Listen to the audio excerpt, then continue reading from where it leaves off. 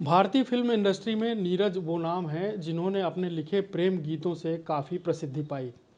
शुरुआती तौर पर नीरज एक कवि के रूप में जाने जाते थे। वे कवि सम्मेलनों में एक जाना पहचाना नाम थे। उनके जीवन का सफ़र काफ़ी लंबा था और संघर्ष का दौर भी काफ़ी लंबा था।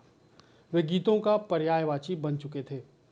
प्रसिद्ध कवि रामधारी सिंह दिनकर उन्हें हिंदी की वीणा कहा करते थे। उत्तर प्रदेश के इटावा जिले के महेवा ब्लॉक के पुरावली गांव में 4 जनवरी 1925 को गोपाल दास सक्सेना का जन्म हुआ था। वे अपना उपनाम नीरज लिखते थे। 6 वर्ष की उम्र में पिता के निधन के बाद नीरज के जीवन का संघर्ष शुरू हो गया। उन्होंने जीवन यापन के लिए छोटी छोटी नौकरियां की। 1942 में एटा के हाई स्कूल की परीक्षा प्रथम श्रेणी में उत्तीर्ण करने के बाद उन्होंने थोड़े समय के लिए कचहरी में टाइपिस्ट की नौकरी की।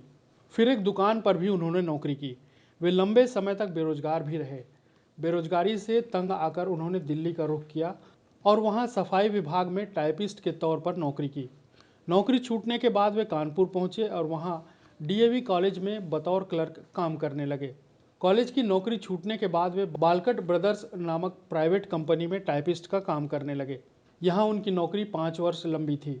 इसी दौरान उन्होंने आगे की पढ़ाई भी की और प्राइवेट परीक्षाएं देकर 1949 में इंटरमीडिएट, 1951 में बीए और 1953 में प्रथम श्रेणी में हिंदी साहित्य से एमए की परीक्षा पास की। इसके बाद वे मेरठ चले गए और वहां मेरठ कॉलेज में हिंदी प्रवक्ता के पद पर कार्य करने लगे।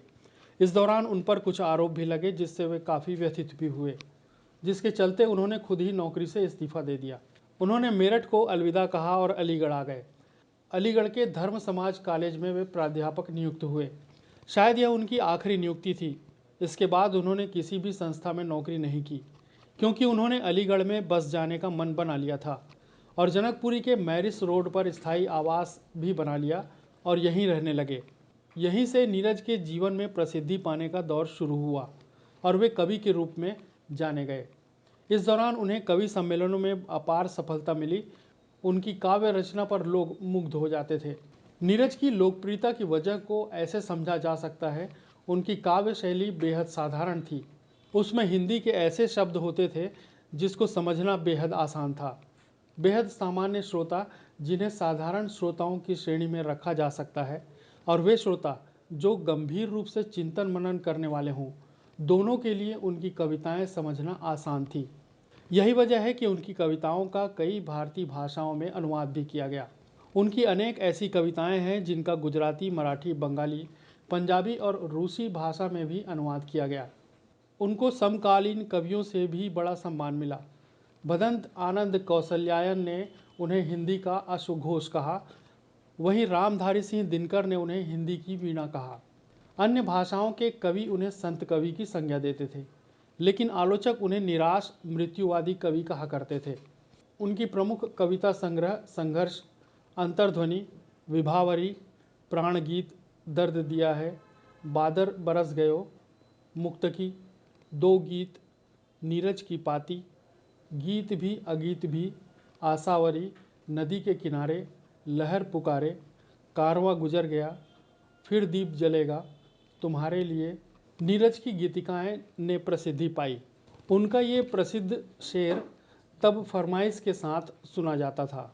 इतने बदनाम हुए हम तो इस ज़माने में, लगेंगी आपको सदियां हमें भुलाने में, न पीने का सलीका न पिलाने का शऊर, ऐसे भी लोग चले आए हैं मैखाने में। यह दौर उनके कवि के रूप में प्रसिद्ध होने का था, लेकिन दूसरा दौर अब शुरू होने वाला था, जिसका माध्यम उनका कवि सम्मेलन बना। प्रसिद्ध निर्माता आर चंद्रा ने उनकी रचनाएं एक कवि सम्मेलन के दौरान सुनी और यहीं से उनकी फिल्मी गीत लिखने का सफ़र शुरू हो गया। आर चंद्रा ने उन्हें 1965 में आई अपनी फिल्म नई उम्र की नई फसल के लिए गाना लिखने का ऑफर दिया। रफ़ी साहब का गाया गाना कारवां गुजर गया गुबार देखते रहे और मुकेश का गाया देखती ही रहो आज दर्पण न तुम, प्यार का यह मुहूर्त निकल जाएगा जैसे गीतों ने काफ़ी लोकप्रियता हासिल की। लेकिन मुंबई की फिल्म इंडस्ट्री के तौर तरीकों के साथ उनकी पटरी नहीं बैठ रही थी। वे मुंबई छोड़कर फिर अलीगढ़ आ गए। दरअसल नीरज हिंदी साहित्य के सरल शब्दों में लिखा करते थे, लेकिन फिल्मी दुनिया में उर्दू शब्दों का ज़्यादा बोलबाला था। ज़्यादातर गीतों में उर्दू शब्दों का बहुतायत में इस्तेमाल होता था।